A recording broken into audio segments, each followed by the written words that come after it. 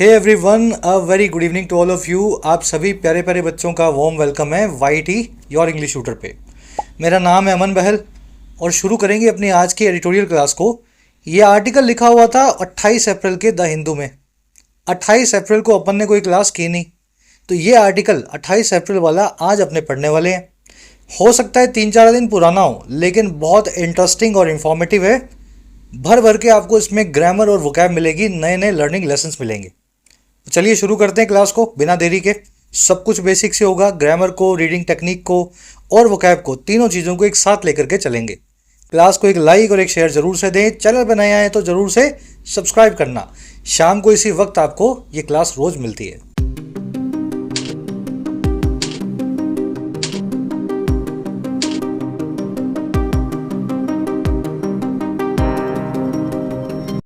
चलिए, कह रहे क्लीन एआई। देखिए, एआई तो आप समझते ही हैं, artificial intelligence.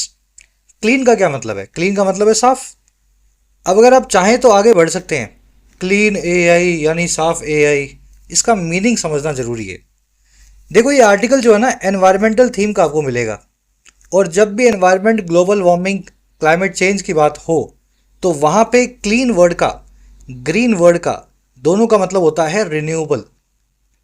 Renewable sources of energy वो सोर्सेज हैं जिनसे कोई धुआं नहीं निकलता है बिजली बनाते हुए, जैसे solar power, nuclear power, wind power, है ना। इनमें आपको कहीं भी धुआं निकलता हुआ नहीं दिखेगा, कोई एमिशंस नहीं दिखेंगे। तो ये सारे जो सोर्सेज हैं पावर के या इलेक्ट्रिसिटी के, ये ग्रीन और क्लीन सोर्सेज हैं। इनमें कोई भी गंदगी आपको नहीं दिखेगी। तो क्लीन एआई का मतलब इस आर्टिकल के रेफरेंस में ये हुआ, हमें एआई को आगे ले जाना है, लेकिन रिन्यूएबल पावर के ऊपर। हमें कोयला जला के, पेट्रोल जला करके, कच्चा तेल जला करके एआई को डेवलप नहीं करना है। चलो, ये होते हैं मायने चीज़ों को समझने के, और ये पढ़ पढ़ के आपको कॉन्टेक्स्ट पता लगता है ना।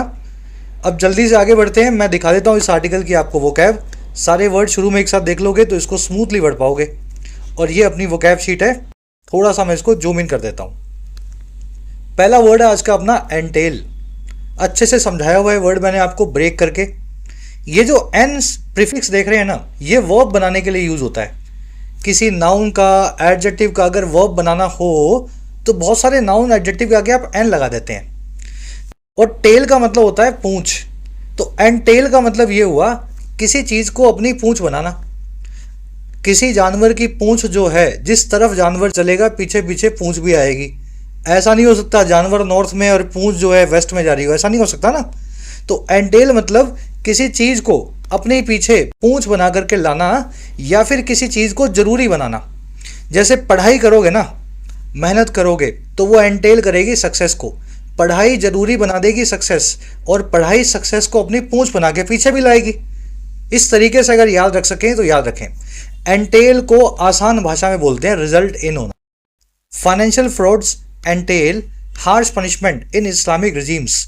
जो फाइनेंशियल फ्रॉड्स हैं वो एंटेल करते हैं, रिजल्ट इन होते हैं, या फिर पूंछ बना के पीछे ले आते हैं। बहुत कड़ी पनिशमेंट को, बहुत ज़्यादा कड़ी पनिशमेंट समझते हैं, दंड को। और किसमें? इस्लामिक रिजीम्स में, ऐसे सरकारों में जहाँ पे इस्लाम का राज है। चलिए, ये वर्ड आप आर्टिकल में देखेंगे। नेक्स्ट वर्ड है अपने पास इम्पेरेटिव। हर वो चीज़ इम्पेरेटिव है जो खास ज़रूरी है, वेरी इसेंशियल है, अर्जेंट है। नाउन और एडजेक्टिव फॉर्म में इम्पेरेटिव वर्ड जो है दोनों तरीके से यूज होता है। It is an imperative that the government should cut down it's import budget. ये एक इम्पेरेटिव है, जरूरी चीज है कि सरकार कट डाउन करे या काट छाट करके छोटा करे अपने आयात के बजट को, इम्पोर्ट बजट को। ठीक है, तो जरूरी चीज को अंग्रेजी में इम्पेरेटिव बोल देते हैं। ये वर्ड आप आर्टिकल में देखेंगे। अगला वर्ड अपने पास पोइज्ड। पोइज्ड, ये जो वर्ड है ना इंग्लिश में पोइज, इसका मतलब होता है बैलेंस, संतुलन। अगर आप पोइज्ड हैं तो आप बिल्कुल बैलेंस्ड सिचुएशन में हैं। और बैलेंस्ड किस चीज़ के लिए? किसी काम को करने के लिए। जैसे आपने देखा हो, रेस कोई शुरू होती है तो उससे पहले जो सारे रनर्स हैं जमीन पे एक घुटना टेक करके बैठे होते हैं। ना तो वो बैठे हैं ना खड़े हैं, वो एकदम पोइज्ड होते हैं, रेडी होते हैं, तैयार होते हैं, संतुलित या बैलेंस्ड होते हैं रेस में भागने के लिए। ठीक है ना। तो इस तरीके से जब आप बिल्कुल एकदम बैलेंस में होकर के तैयार हैं किसी काम के लिए, तो you are poised for something. India is poised to become the third largest economy of the world. India तैयार है, बिल्कुल संतुलन में है, बैलेंस में है, बनने के लिए दुनिया की तीसरी बड़ी economy, the third largest economy of the world. अब जो चीज़ें तैयार हों, रेडी हों, पोइज्ड हों, उनके लिए एक और वर्ड अंग्रेजी में राइप। राइप का मतलब होता है पका हुआ। जैसे राइप फ्रूट है, पका हुआ फ्रूट, तैयार है ना खाए जाने के लिए, एकदम मैच्योर है ना, ऐसी चीज़ों को अंग्रेजी में बोलते हैं राइप। तो ये पोइज का सिनोनिम है, आप इस वर्ड को राइप को आर्टिकल में देखेंगे। चलो थोड़ा कनेक्ट करने की कोशिश कर रहा हूँ मैं चीज़ों को, नहीं तो ये वोकैब है ना आपको 20 सेकंड के अंदर समझाई जा सकती है, पल्ले नहीं पड़ेगी आपके। प्रोस्पेक्ट अगला वर्ड अपने पास। प्रोस्पेक्ट का मतलब होता है संभावना, लाइकलीहुड। प्रोस्पेक्ट से ही प्रोस्पेक्टिव नाम का एडजेक्टिव बनता है। प्रोस्पेक्टिव का मतलब होता है संभावित। जैसे आपकी प्रोस्पेक्टिव जॉब वो है जिस पे आप काम करोगे, जहां आप इंटरव्यू देकर के आए हो, आपको लगता है कि यहाँ मेरी नौकरी लग सकती है। आपकी प्रोस्पेक्टिव वाइफ या प्रोस्पेक्टिव हस्बैंड वो है जिसके साथ आपकी सगाई हो चुकी है। प्रोस्पेक्टिव हस्बैंड, प्रोस्पेक्टिव वाइफ, है ना, शादी तो होनी बाकी है पर होने वाली है। तो इस तरीके से प्रोस्पेक्टिव यानी भावी और प्रोस्पेक्ट यानी संभावना। लाइकलीहुड भी संभावना का सिनोनिम है। ये वर्ड आप आर्टिकल में देखेंगे। With Russia Ukraine war the prospect और likelihood of a severe recession becomes real. Russia Ukraine war के साथ ही जो संभावना है, प्रोस्पेक्ट है, पॉसिबिलिटी या लाइकलीहुड है एक खराब सी मंदी का, वो बहुत रियल बन जाता है, बहुत एकदम हकीकत में, हकीकत लगता है हमें, बिकम्स रियल। चलिए ये वर्ड है लाइकलीहुड। लास्ट वर्ड अपने पास परस्यूट। परस्यूट का मतलब है ख्वाहिश। कोई आपके मन में कोई ख्वाहिश है, आप चाहते हो मैं ये करूं, ये बनूं, यहाँ जाऊं, ये खाऊं, है ना, ये सब ख्वाहिशें आपके परस्यूट हैं। और परस्यूट के लिए एक और वर्ड अंग्रेजी में quest. The pursuit of happiness ends with the death. जो ख्वाहिश है सच्ची खुशी की, वो अंत होती है वो मौत के साथ। अब ये कोई आपको डिप्रेस करने के लिए नहीं लिखा मैंने, ये एक ईडियम अंग्रेजी में, मतलब इसका मतलब ये है कि आदमी कितना भी खुश हो ले, उसके अंदर कोई ना कोई दुख हमेशा रहेगा अगर वो जिंदा है तो।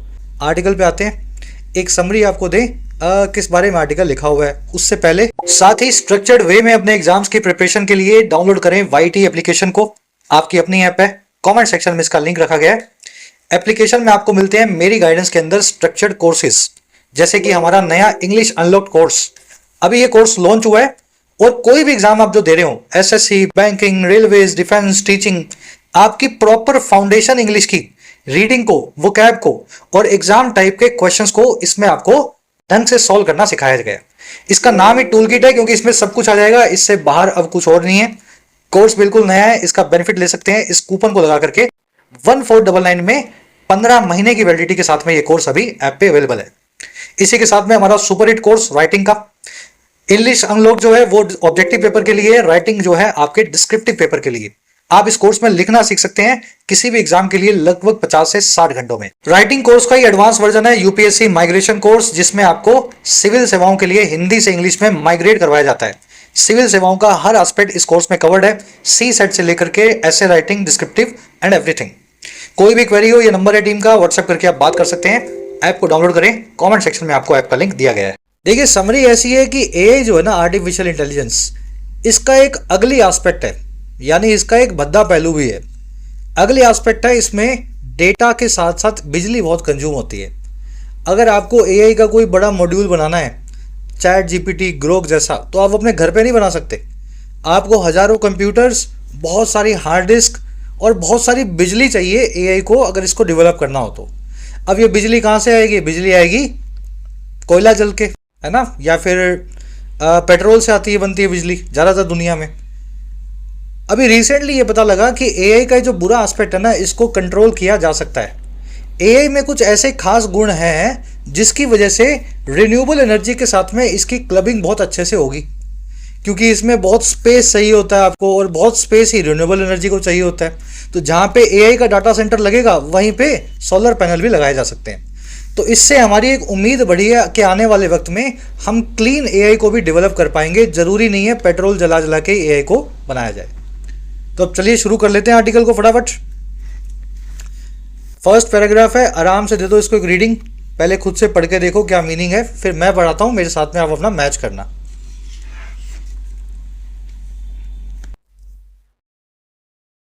चलो वीडियो को पॉज करके खुद ट्राई देना। आज की टोन है एनालाइजिंग और ऑप्टिमिस्टिक। कह रहे the International Monetary Fund's report that pointed to the livelihood of the economic gains of artificial intelligence applications outweighing the environmental cost of the increased energy demand that AI data centers will require is reassuring। कितना बड़ा sentence है ये, और ये classic sentence है confusion पैदा करने वाला। मैं बताता हूँ क्यों, पहले इसका मीनिंग निकालता हूँ। कह रहा है जो इंटरनेशनल मॉनेटरी फंड है IMF, इसकी एक रिपोर्ट आई है। कौन सी रिपोर्ट?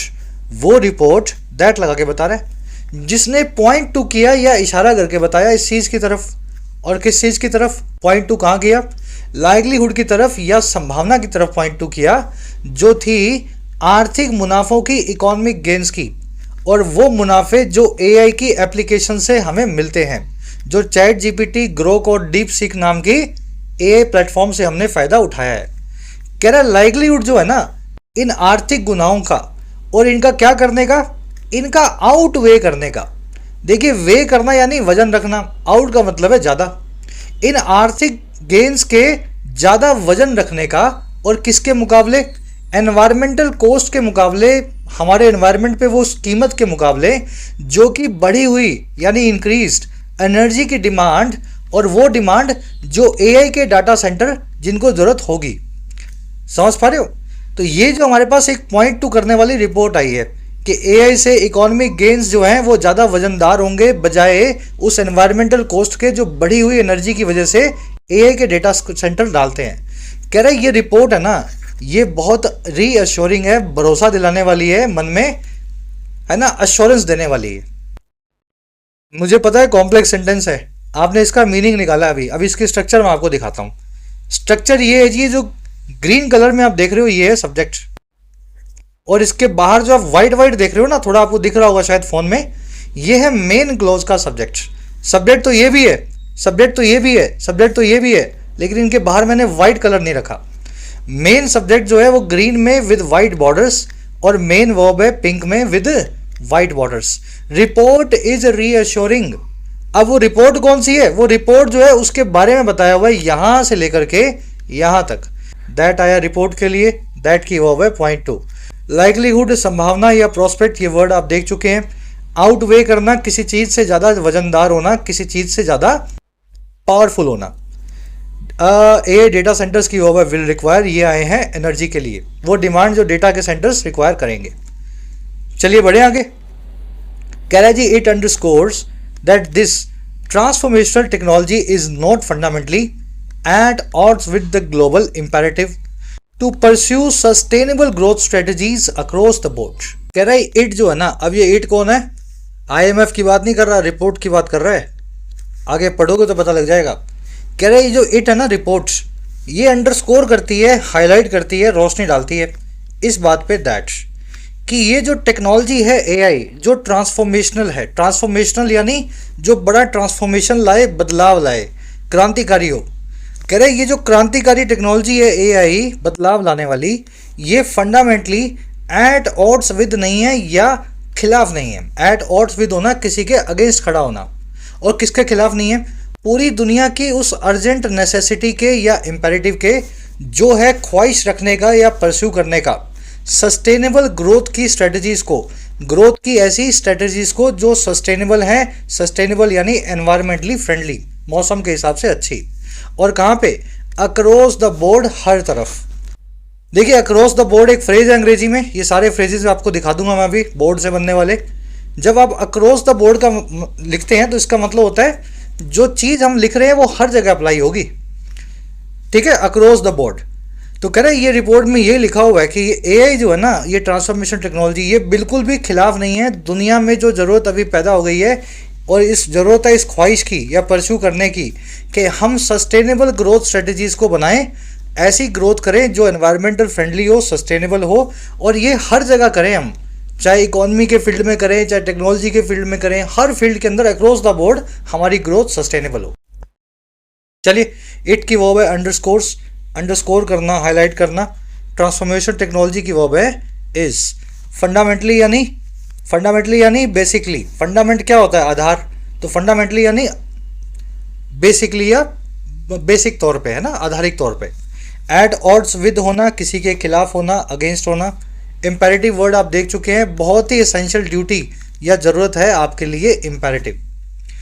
अच्छा, और कुछ देखने वाला था, परस्यू करना, किसी चीज़ को किसी चीज़ की ख्वाहिश करना या उसको पाने की कोशिश करना। अब आ जाओ इस वर्ड पे, अक्रॉस द बोर्ड पे। बोर्ड से 4 फ्रेज बनते हैं, या इडियम्स बोल दो इनको, जो आपको आनी चाहिए। ये चारों इडियम्स बनी है पता है किससे आपको? जहाज के बोर्ड से। ठीक है, ये ऐसा जहाज सा है, ये मान लो ये आगे छोटा है, कोई आगे नीचे का लेवल है, यहाँ पे एक ऊपर का लेवल है, यहाँ कप्तान बैठा है ना, यहाँ जहाजी हैं और सेलर्स। फिर एक नीचे का लेवल होता है जहाँ पे लोग सो रहे हैं, खाना बना रहे हैं। तो ये जो ऊपर का लेवल है इसको बोलते हैं बोर्ड। बोर्ड। और इससे पहला वर्ड बना है ऑन बोर्ड। ऑन बोर्ड का मतलब है जी आप बोर्ड पे आ चुके हैं, यानी अब जहाज चलाने में आपका योगदान है। अगर आप किसी कंपनी में ऑन बोर्ड हो गए हैं तो उस कंपनी के अंदर आपको नौकरी पे रख लिया गया है। समझ पा रहे हो? भाई कंपनी के जहाज के ऊपर चढ़ गए हैं आप, अब कंपनी का काम करेंगे, उसके मुलाजिम हैं, तो आप ऑन बोर्ड हैं कंपनी में। तो company has brought you on board, तो ऑन बोर्ड किसी काम में शामिल हो जाना। फिर है जी अबव बोर्ड। देखिए जो जहाजी पायरेट्स का काम करते थे, पायरेट समझते हैं, लुटेरे, तो वो क्या करते थे, वो ऊपर खड़े नहीं होते थे बोर्ड के, वो हमेशा नीचे छुपे रहते थे। और जैसे ही कोई दूसरा जहाज पास में आता था, वो इनको देखता था जहाज पे कोई है नहीं, तब वो अचानक से बाहर निकलते थे और दूसरे जहाज पे हमला करते थे। तो जो लोग बिलो द बोर्ड रहते थे वो होते थे पायरेट्स, यानी वो होते थे लुटेरे। अब ये बताओ जो ऊपर रहते हैं उनका क्या मीनिंग हुआ? जो लुटेरों का उल्टा बना, यानी कि ऑनेस्ट और ईमानदार। समझ पा रहे हो? बिलो द बोर्ड लुटेरे या पायरेट्स, चोर उचक्के। और अगर आप अबव बोर्ड हैं तो आप ऐसे आदमी हैं जो छुपते नहीं हैं, ईमानदार हैं, फेयर एंड ऑनेस्ट हैं। चलो, इससे बना अगला अक्रॉस द बोर्ड। मान लीजिए कैप्टन ने बोला चलो खाना खाने चले, तो किसी ने पूछ लिया भाई सब चलें क्या? उसने बोला अक्रॉस द बोर्ड, पूरे बोर्ड के ऊपर जितने भी आदमी हैं सबको बोल रहा हूं मैं। ऐसा नहीं है कि यहाँ वाले खा लो वहाँ वाले बाद में, नहीं, मैं बोल रहा हूँ अक्रॉस द बोर्ड, सब खाना खाने चलते हैं। तो जब कोई चीज़ को अप्लाई किया जाता है सबके ऊपर यूनिफॉर्मली, तो वो काम होता है अक्रॉस द बोर्ड। ठीक है, लास्ट क्या है जी? गो बाय द बोर्ड। देखिए बाय प्रेपोजिशन के बहुत मीनिंग है, उन्हीं में से एक मीनिंग है किसी चीज से दूर जाना, या किसी चीज से सट करके दूर जाना। अगर आप गो बाय द बोर्ड हो रहे हैं तो आप जो है जहाज के बोर्ड से बिल्कुल सट करके पानी में गिर गए हैं। आप खड़े थे, पानी में झांक रहे थे, अचानक से बोर्ड के ऊपर से उल्ट गए और पानी में गिर गए। तो अगर कोई चीज़ बहुत नाकामयाब हो, जैसे कोई प्लान है पानी में चला गया आपका, आपने सोचा था पिकनिक पे जाऊंगा, बारिश आ गई, तो your plan has gone by the board. ठीक है, तो ऐसे ये चारों इडियम्स बनाई हुई हैं। जिन बच्चों को लग रहा है बहुत लंबा टाइम निकल रहा है, ये ज़रूरी है ना, आपको नहीं लगता है तो आप स्किप कर दिया करो, लेकिन इस पार्ट से इडियम्स और वोकैब अच्छे से याद होती हैं। ये इडियम्स ऐसे ही बनाई है अंग्रेज़ों ने, जैसा मैंने आपको सिखाया। अब जल्दी से आगे बढ़ते हैं, आ जाओ नेक्स्ट पैराग्राफ पे, आराम से दे लो इसको एक रीडिंग।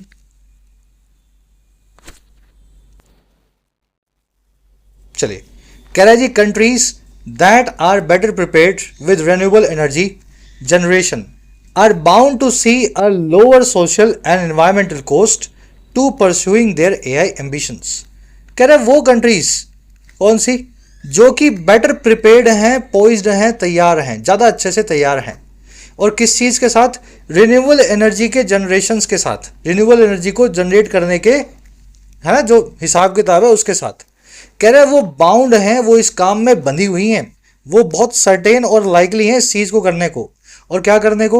वो देखेंगी, सी करेंगी एक कम सोशल और एनवायरमेंटल कॉस्ट को, सामाजिक और पर्यावरण पे कीमत को, और वो कीमत होगी परस्यू करने की, ख्वाहिश करने की, पीछा करने की अपनी एआई के एम्बिशंस को, एआई की महत्वाकांक्षाओं को। तो जिन कंट्रीज ने रिन्यूएबल एनर्जी में खूब इन्वेस्ट किया है ना, उनका एआई का एम्बिशन बहुत सस्ते में पूरा हो जाएगा, सामाजिक और एनवायरमेंटल कॉस्ट उसकी बहुत कम रहने वाली है। चलिए, कंट्रीज बनेगा मेन क्लोज का सब्जेक्ट, वर्ब है इसकी आर। बाउंड होना, किसी चीज़ के लिए सर्टेन होना, लाइकली होना। अगर आपने बहुत पढ़ाई कर ली है ना तो you are bound to succeed. अब बहुत लाइकली या सर्टेन है कि आप सक्सीड करेंगे, आपको जो है सफलता मिलेगी। तो ऐसे इस बाउंड वर्ड को याद रखें, एडजेक्टिव होता है। कंट्रीज के लिए दैट आया, दैट की वर्ब है आर प्रिपेयर्ड। प्रिपेयर्ड भी एक एडजेक्टिव है, एक्चुअल में वर्ब नहीं है यहाँ पे। प्रिपेयर्ड का मतलब है रेडी या तैयार। अच्छा, और कुछ देखने वाला है नहीं। कह रहा है जी India's AI infrastructure, at least the part of it that the government is indirectly funding through the India AI mission does not rise to the level of weighing at a macro level on the nation's energy mix। कह रहा है जी भारत का जो AI infrastructure है, अब देखो बीच में क्या कर दिया इसने, इसने कर दिया खेल। ये डैश और ये डैश, दोनों डैशेस के बीच में, एम डैशेस के बीच में इसने बहुत कुछ लिख दिया। आप इसको भूल जाओ, बाकी का सेंटेंस पढ़ो, बाद में ही ऐड करेंगे। कह रहा है जी भारत का जो एआई का इंफ्रास्ट्रक्चर है, बीच का सब छोड़ दिया मैंने, कह रहा है ये राइज ही नहीं करता है, ये इतना ऊपर आता ही नहीं है। और किस लेवल तक, उस लेवल तक जो है वे करने का, वजन डालने का, बोझ डालने का। वे करना, वजन डालना, बोझ डालना। और वजन कैसे डालना है, एक मैक्रो लेवल पे, बड़े लेवल पे। और किस पे डालना है, ऑन लगा के बता रहे, देश के एनर्जी के मिक्स पे। एनर्जी किस किस मिक्स से, किस किस सोर्स से हमें आती है, उस चीज़ पे। तो हमारा जो एआई का जो इंफ्रास्ट्रक्चर है, हमने जो एआई पे काम किया है, एआई के जो डेटा सेंटर बनाए हैं, अगर पूरे देश की एनर्जी को देख करके चलें, हमारे देश में कितनी एनर्जी कंज्यूम होती है, तो उसके हिसाब से एआई का इंफ्रास्ट्रक्चर हमारी कोई ज़्यादा एनर्जी नहीं लेता है। आधा 1% जो है उसमें एआई इंफ्रास्ट्रक्चर की एनर्जी नीड्स पूरी हो जाती हैं। चलो ये सेंटेंस आपने पढ़ लिया। एआई इंफ्रास्ट्रक्चर की वर्ब है does not rise. Way on करना, किसी चीज़ पे बोझ बनना। तो ये एट अ मैक्रो लेवल, ये पूरा तो प्रेपोजिशनल फ्रेज है। वे करेगा मोटे स्तर पर या मैक्रो लेवल पे। ऑन लगा के बता रहा है नेशन के एनर्जी मिक्स पे। तो वे ऑन एक फ्रेजल वर्ब है, इसका मतलब होता है किसी पे बोझ बनना। अब देखो ये बीच वाला मैं ऐड कर देता हूं। कह रहा है जी ए इंफ्रास्ट्रक्चर के लिए कह रहा है कम से कम इसके एक हिस्से की बात करें, पार्ट ऑफ इट की बात करें, जो कि सरकार इनडायरेक्टली फंड कर रही है या अप्रत्यक्ष तरीके से जिसमें पैसा घुसा रही है, डाल रही है। और किसके जरिए डाल रही है, सरकार की एक स्कीम के जरिए डाल रही है, इंडिया एआई मिशन। कह रहा है जी कम से कम उसकी बात करें तो उसका तो बिल्कुल बोझ नहीं है हमारा, है ना। प्राइवेट कंपनियां भी एआई इंफ्रास्ट्रक्चर बना रही हैं, उसका हो सकता है बोझ हो। सरकारी इंफ्रास्ट्रक्चर जो है इतना बना ही नहीं कि वो कुछ बोझ डाल सके।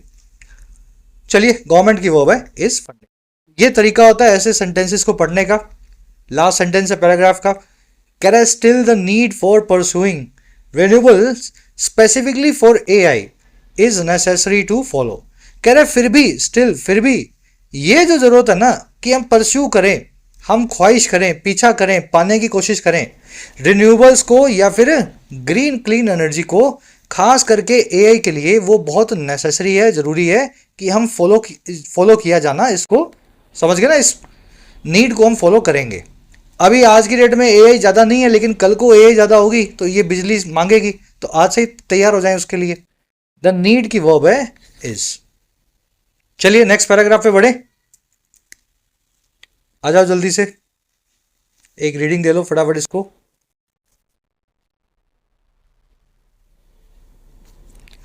चलिए कह रहे हैं this is already in a sense the government's approach to the issue outline at the AI action summit in Paris earlier this year. अब कह रहे जो जरूरत की हमने बात की पीछे, ऐसा नहीं है वो जरूरत सिर्फ हमें फील हो रही है। कह रहे ये जो चीज़ है ना, दिस इज, ये है पहले से ही एक सेंस में, एक तरीके से, एक भावना के जरिए हमारी सरकार की अप्रोच। समझो इस सेंटेंस को, थोड़ा अजीब लगेगा आपको, बीच में से ना इन अ सेंस को भूल जाओ। कह रहे ये जो बात हमने आपको बताई ये पहले से ही है, दिस इज ऑलरेडी हमारी सरकार की अप्रोच इस इश्यू को लेकर के या मुद्दे को लेकर के।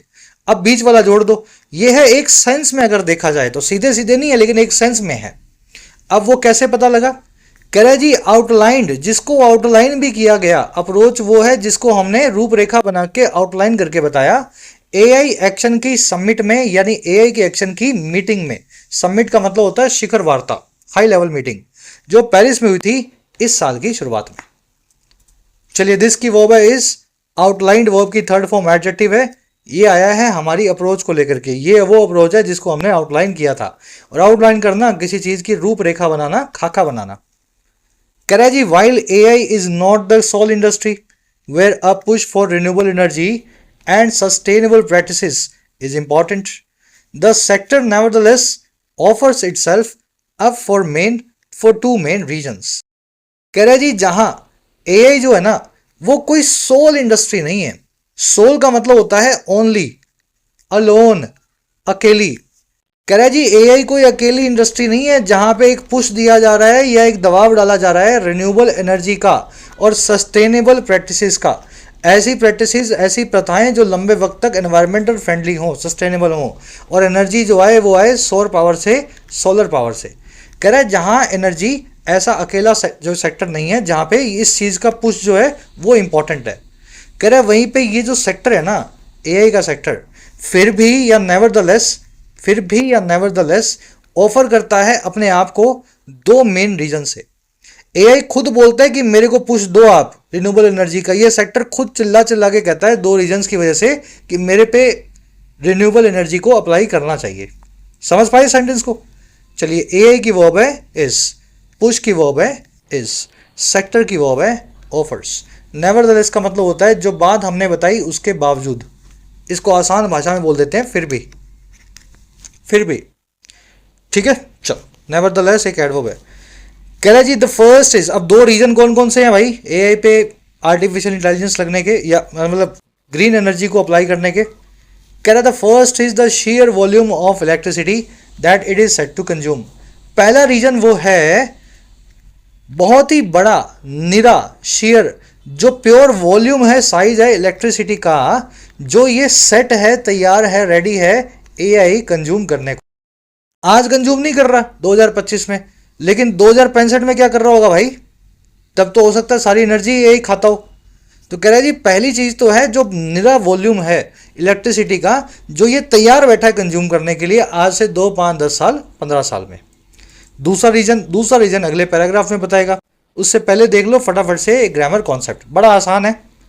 देखो मैंने लिखा रहीम्स होम, तो मतलब हो गया द होम ऑफ रहीम, रहीम का घर। ऐसा ही होगा ना। ये रहीम्स जो मैंने लिखा इसको बोलते हैं पजेसिव, अपोस्ट्रोफी एस लगा करके आप पजेसिव अंग्रेजी में बनाते हो। अगर मुझे इसको खोलना हो तो होम जो है बाद वाला जो है उसको पहले ले आओ, बीच में ऑफ लगाओ, और पजेसिव का अपोस्ट्रोफी एस हटा करके उसको बाद में रख दो। फिर मैं बोलना चाहूँ रहीम्स ब्रदर, ब्रदर का मतलब है भाई, रहीम्स ब्रदर यानी रहीम का भाई। इसको अगर मुझे खोलना हो तो रहीम को बाद में ले आओ, पीछे का एस निकाल दो अपोस्ट्रोफी के वाला, और ब्रदर को बना दो ऑफ लगा करके द ब्रदर ऑफ रहीम। ऐसा बन सकता है ना? अगर ऐसा बन सकता है तो ध्यान देना अंग्रेजी में कभी ऐसा बनाने की कोशिश नहीं करना। रहीम्स ब्रदर्स होम, रहीम के भाई का घर। समझ पा रहे हो क्या हुआ यहाँ पे? देखो रहीम के भाई का घर हो सकता है, लेकिन उसको लिखा ऐसा नहीं जा सकता क्योंकि दो पजेसिव अंग्रेजी में साथ में नहीं आते हैं। तो क्या करना पड़ेगा? मुझे एक पजेसिव को तोड़ना होगा। और कौन सा पजेसिव टूट सकता है? ये बाद वाला पजेसिव। टूटने का तरीका मैं क्या करूँगा, मैं इस होम को ले आऊँगा पहले, बाद वाले को पहले लाते हैं, याद है ना, होम को पहले ले आऊँगा, फिर उसके बाद ऑफ तो लगना ही है जब इसकी पोजीशन चेंज की। और फिर क्या करना है, रहीम्स तो पड़ा रहेगा, ब्रदर्स का अपोस्ट्रोफी एस निकाल दूंगा, the home of Rahim's brother, ऐसा मुझे लिखना होगा। अगर ऐसा लिखने की नौबत आए तो याद रखें ऐसा लिखने की बजाय आप इसको शॉर्ट फॉर्म में लिखें, the home of Rahim's brother. बड़ा शानदार कॉन्सेप्ट है, दिमाग में बैठ गया होगा। अगर बैठ गया तो लास्ट क्वेश्चन को खुद से सॉल्व करना है। मैंने लिख दिया स्मिताज डॉटर स्कूल, स्मिता की बेटी का स्कूल। गलत लिखा मैंने या सही लिखा है देख लो, खुद से ट्राई दो, कमेंट्स में सही करके डालना। गलत होगा सही होगा कमेंट्स में आपको बताएंगे। चलिए आगे बढ़ते हैं, नेक्स्ट पैराग्राफ। अब बताएगा दूसरा रीजन। चलो पहले रीजन के बारे में एडिशनल इंफॉर्मेशन दे रहा है। कह रहा है जी the IMF's report indicates that in the United States. अब देखो अगेन से डैश लगाया और डैश लगाया, तो बीच वाला भूल जाओ, बीच वाले को छोड़ दो। कह रहा है जी the IMF's report indicates that in the United States, AI expansion alone could increase electricity prices by up to 9%.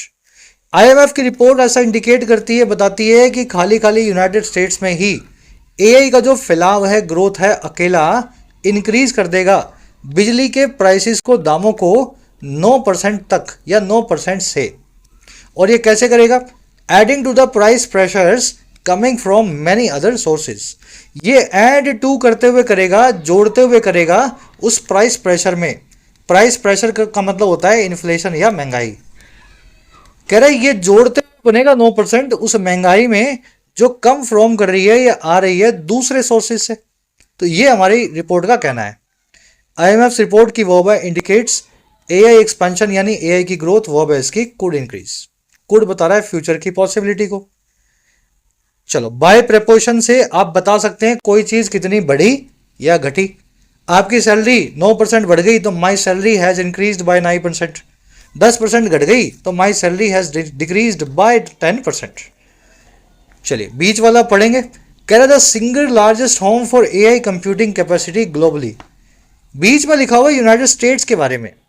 कह रहे यूनाइटेड स्टेट्स जो है ना सिंगल लार्जेस्ट होम है, सबसे बड़ा अकेला घर है। और किसके लिए? एआई की कंप्यूटिंग कैपेसिटी के लिए पूरी दुनिया में ग्लोबली। अगर दुनिया में 1000 एआई के डेटा सेंटर्स हैं तो 1000 में से 700 आपको अमेरिका में मिल जाएंगे। मोटा मोटा आंकड़ा बता रहा हूं मैं, जितना मैंने पढ़ा है। 70% दुनिया का एआई कंप्यूटिंग जो डेटा बेसिस हैं, सर्वर्स हैं, वो आपको अमेरिका के अंदर लगे हुए मिलेंगे। और अमेरिका में ऐसा होने वाला है। कह रहा जी as such renewable energy could play a major role in cushioning against a multifold rise in emissions. कह रहा जी अगर इस हिसाब से देखें, एज सच देखें, तो जो रिन्यूएबल एनर्जी है वो प्ले कर सकती है एक बहुत बड़ा रोल कुशन अगेंस्ट करने में। कुशन का मतलब समझते हैं? तकिया। तकिया क्या करता है आपको? आप तकिए के ऊपर उछल लो, कूद लो, गिर लो, आपको चोट कम लगेगी। तो कुशन अगेंस्ट करना यानी किसी चीज के सामने आपको थोड़ा सा राहत देना, चोट ना लगे आपको, कुशन देना। तो रिन्यूएबल एनर्जी जो है एक बहुत बड़ा रोल प्ले कर सकती है राहत पहुंचाने में, प्रोटेक्ट करने में, कुशन करने में। और किस चीज के सामने? उस मल्टीफोल्ड राइज के सामने, उस कई गुना के इंक्रीज के सामने में जो है एमिशंस का, या फिर यूं कह दें धुएं का, जो कोयले से निकलता है, पेट्रोल से निकलता है।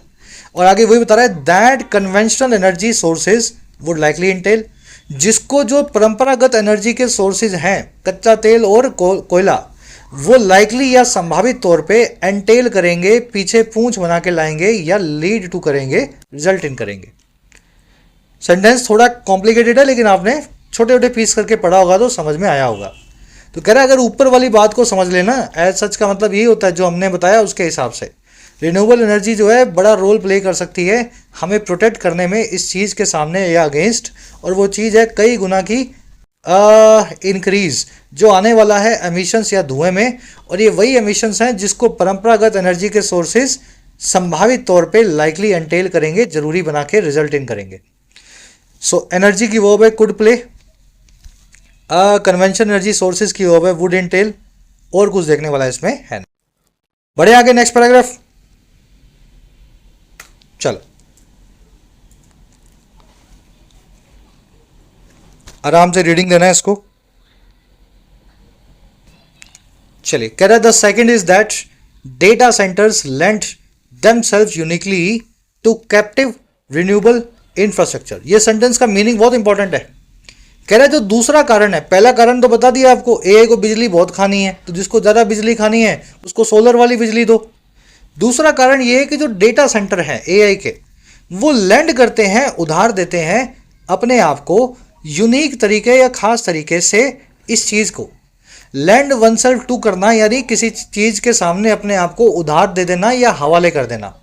तो सेकंड कारण ये है कि डेटा के सेंटर जो हैं वो अपने आप को हवाले कर देते हैं कैप्टिव रिन्यूएबल इंफ्रास्ट्रक्चर के। अब ये क्या होता है जी कैप्टिव रिन्यूएबल इंफ्रास्ट्रक्चर? कैप्टिव का मतलब है जिसको आपने पकड़ के रखा हुआ है। रिन्यूएबल इंफ्रास्ट्रक्चर यानी रिन्यूएबल एनर्जी का पूरा ढांचा। आपने अपनी खुद की एक कंपनी बनाई है, उसका एक फैक्ट्री है, फैक्ट्री के अंदर ही सोलर सेल लगे हुए हैं, यहीं से बिजली निकल रही है, यहीं से आपकी कंपनी में असेंबली लाइन चल रही है। सब कुछ आपने चार दीवारी के अंदर कैप्टिव करके, बंदी बना करके एनर्जी को कर रहे हो आप। ठीक है, समझ पा रहे हो? ये कैप्टिव है।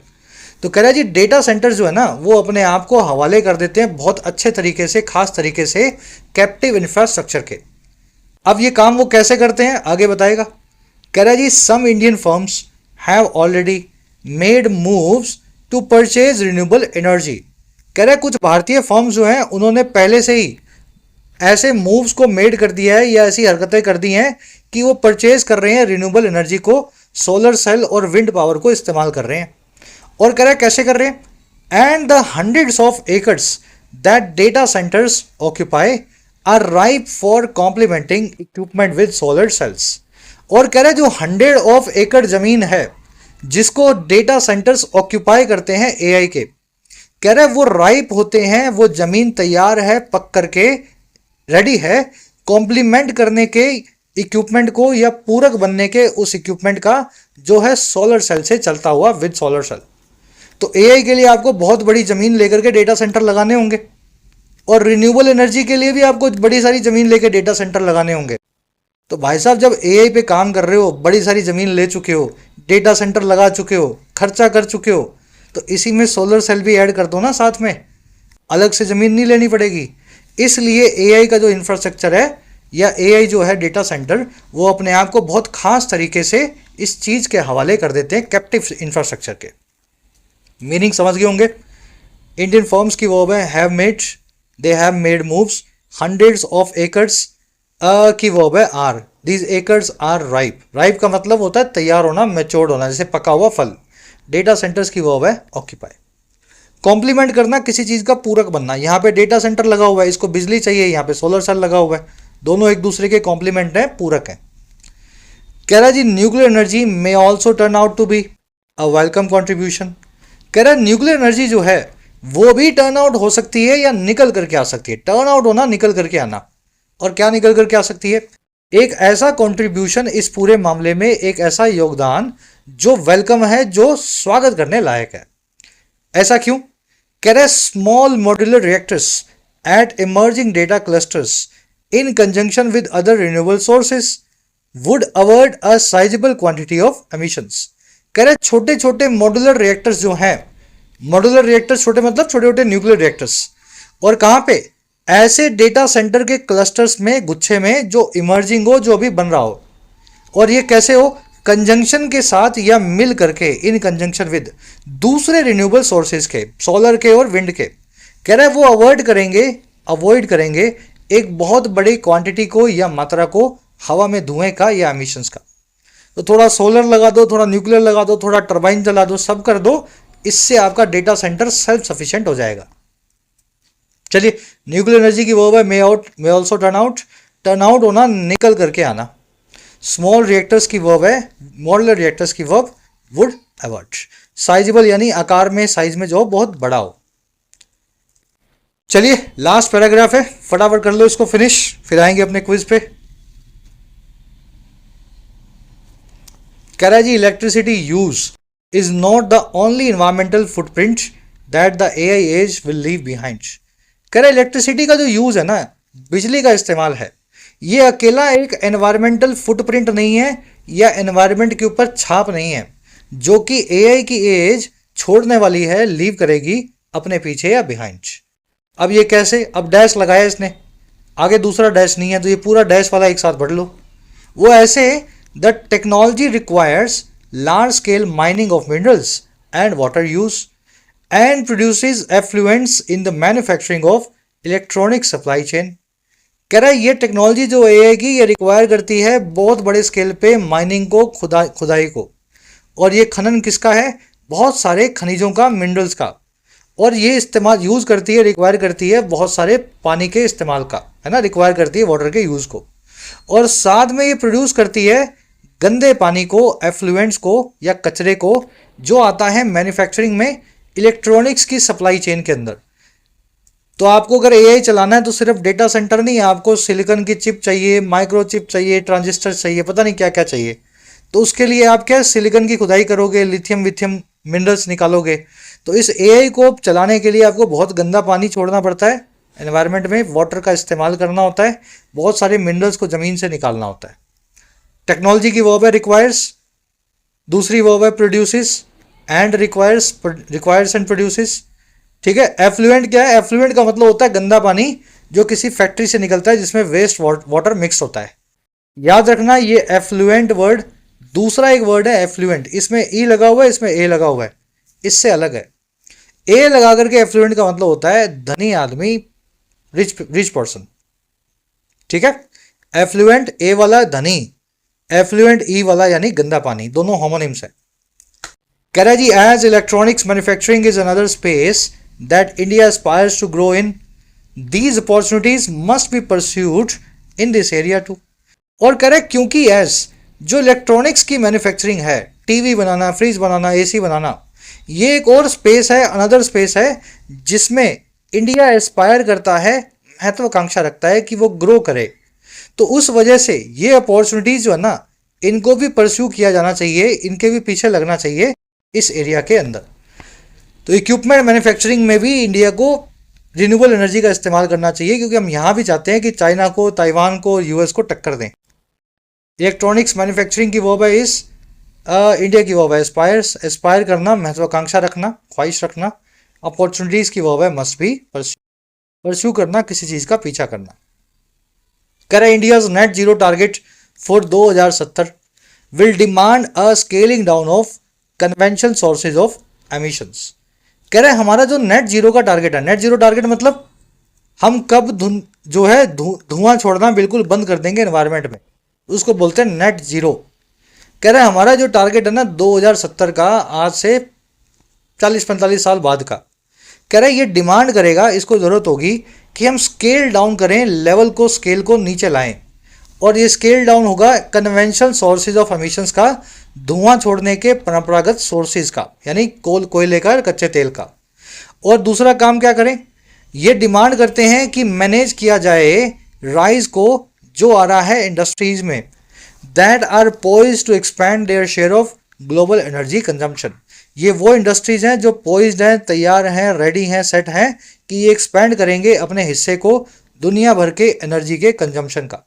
तो बड़ी बड़ी कंपनियां यहाँ भी बन जाएंगी 20-30 सालों में, जो दुनिया की सबसे ज़्यादा एनर्जी कंज्यूम करने वाली कंपनियां होंगी। तो हमें तो नेट जीरो को ध्यान में रखते हुए आज से ही काम करना है, कन्वेंशनल सोर्सेज ऑफ एनर्जीज को हमें स्केल डाउन करना है। चलिए, नेट जीरो टारगेट की वो है विल डिमांड दैट आया कंपनीज के लिए, इंडस्ट्रीज के लिए, दैट की वो है आर पोइज्ड। पोइज्ड मतलब रेडी, तैयार या सेट। रैप अप करें क्लास को। इस पैसेज के हिसाब से इनमें से कौन सा फैक्टर है जो एआई को बड़ा सूटेबल बनाता है रिन्यूएबल इंफ्रास्ट्रक्चर के लिए? कौन सी खूबी है एआई? आप अपना आंसर निकाल लो वीडियो को पॉज करके, फिर मेरे आंसर से मैच कर लेना। बहुत आसान है ये क्वेश्चन। एआई के अंदर चाहिए डेटा सेंटर, डेटा सेंटर लगेंगे बहुत दूर दूर और बहुत बड़े फील्ड में, और उस फील्ड के अंदर बीच बीच में सोलर सेल लगा दो ना, अलग से बिजली नहीं अलग से आपको ज़मीन नहीं खरीदनी पड़ेगी। तो ये वजह है एआई के रिन्यूएबल एनर्जी सोर्स के साथ में अलाइन होने का। तो large land areas they occupy which can be used for renewable energy installation, C answer बनेगा। चलो, बिना देखे ही आंसर निकल जाएगा। आर्टिकल में टोन पूछिए आपको कैसी है। देखो, एक्सुबिरेंट और सेलिब्रेटरी यानी जो आपको बहुत बधाइयां दे, सेलिब्रेशन दे। अलार्मिस्ट और एक्यूजेटरी मतलब जिसमें एक्यूजिशन लगाओ और चिंता जताई गई हो। डिसमिसिव और स्केप्टिकल का मतलब है जिसमें शक हो, शुबा दिखाया गया हो, स्केप्टिसिज्म हो, डिसमिस कर दिया गया हो, चीज़ों को खारिज कर दिया गया। और एनालिटिकल और कॉशियसली ऑप्टिमिस्टिक का मतलब है आप एनालाइज कर रहे हैं और आप होपफुल भी हैं, लेकिन कॉशन के साथ में। बहुत ज़्यादा होप नहीं बांधी है आपने, लेकिन आप फिर भी ऑप्टिमिस्टिक हैं। तो देखते ही पता लग गया होगा, बी आंसर बनेगा इसमें। होप दिखाई जा रही है, कॉशन भी है और एनालाइज भी किया जा रहा है। अब आ जाओ बीच के क्वेश्चंस। छोटा सा क्लोज टेस्ट है, 3 क्वेश्चंस हैं। ये सारे वर्ड्स, इनमें से 3 को आपको यूज करना है, तीसरे, चौथे और 5वें में। ठीक है, मीनिंग निकालो और सही वर्ड को सही जगह यूज करना। जरूरी नहीं है एंटेल वर्ब ऐसे यूज होगी, ये एंटेल्ड भी हो सकती है, V3 या V2 भी लग सकती है। तो ये वर्ड को आप plural, singular, V1, V2, V3 जैसा यूज करना चाहें आप वैसा यूज करें। क्लोज टेस्ट का सारा क्वेश्चंस का आंसर फर्स्ट कमेंट में वीडियो के नीचे डाला गया है, आप वहां से मैच कर लो, पहले ट्राई देना। फिर एक फ्रेजल वर्ब पूछिए, वे डाउन ऑन समथिंग या वे ऑन समथिंग। फिर एक इडियम पूछिए आपसे, गो बाय द बोर्ड। और लास्ट मिलेंगी 2 एरर्स। पहली एरर मिलेगी आपको, चलो आराम से ढूंढो, इस फ्रेज में मिल सकती है, और दूसरी आपको मिलेगी सब्जेक्ट वर्ब के अंदर। फर्स्ट कमेंट में आंसर अगेन डाल दिए गए हैं, वीडियो के नीचे जाके चेक करें। आउट ऑफ 9 कितने मार्क्स मिले चेक करके बताना। क्लास आज की कैसी लगी अपना फीडबैक जरूर से देना। Until then signing of.